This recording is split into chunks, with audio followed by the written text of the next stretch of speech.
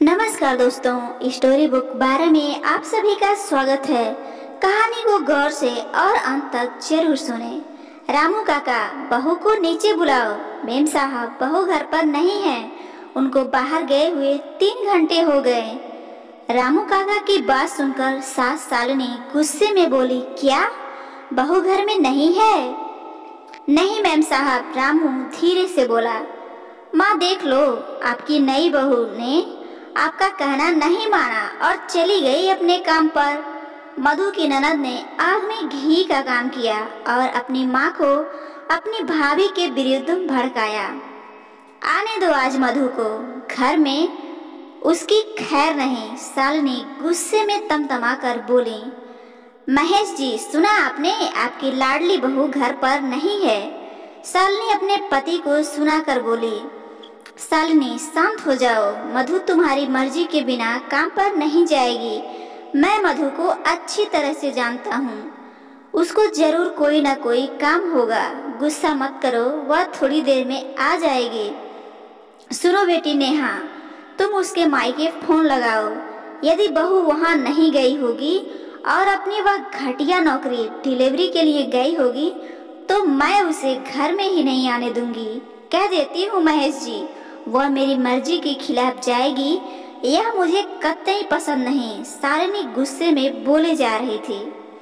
सालिनी, अब तो शांत हो जाओ और बहू पर विश्वास रखो।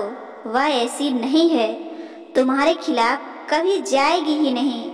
मधु पर पूरा विश्वास है, मैं जानता हूँ उस बच्ची को। महेश जी अपनी पत्नी को समझा कर बोले।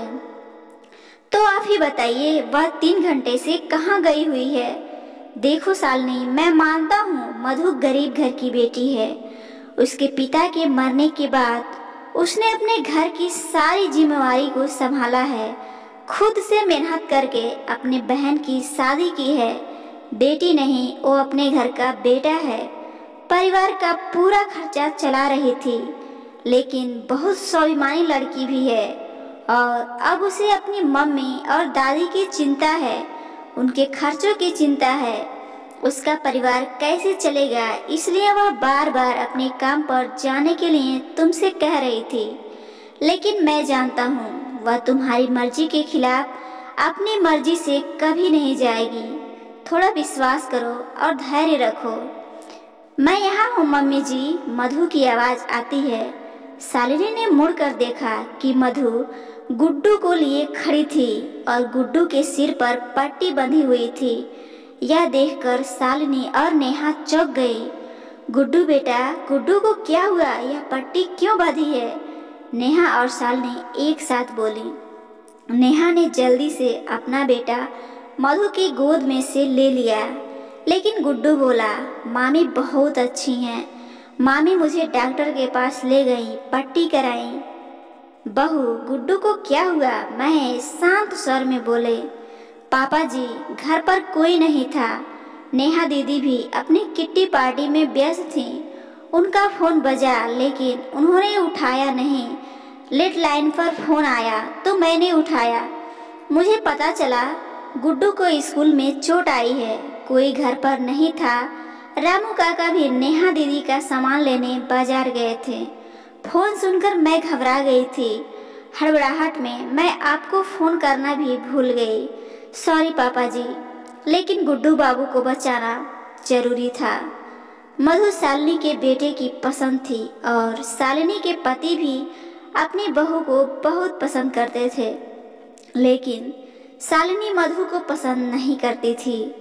लेकिन आज मधु की यह बहादुरी देखकर सास सालिनी ने उसको अपने गले से लगा लिया और आंखों से आंसू लिए बोली, बेटी मैं कितनी गलत थी। तुम भी तो मेरी बेटी ही हो, तुम भी अपने काम कर सकती हो। आज के बाद मैं तुम्हें कभी रोकूंगी नहीं। बहू, मैंने तुम्हारा बहुत अपमान किया था। मम्मी जी, आप रोइए मत, आप भी मेरी माँ के समान हैं। मधु शांत स्वर में बोली। नेहा ने भी अपनी भाभी को गले से लगा लिया। भाभी, मुझे माफ कर दो, आज आपने मेरे बेटे को संभाला। धन्यवाद भाभी। मधु अपनी ननद और सास के गले लग गई। माफ़ी की क्या बात है, यह तो मेरा फर्ज था। परिवार के सुख दुख में हम सब साथ हैं। यह देखकर महेश जी बहुत खुश हुए और मधु को आशीर्वाद दिए। महेश जी की जान पहचान से मधु एक अच्छी कंपनी में जॉब करने लगी और अपने मायके की मदद भी करने लगी। ससुराल व पीहर दोनों से उसे बहुत प्यार मिला।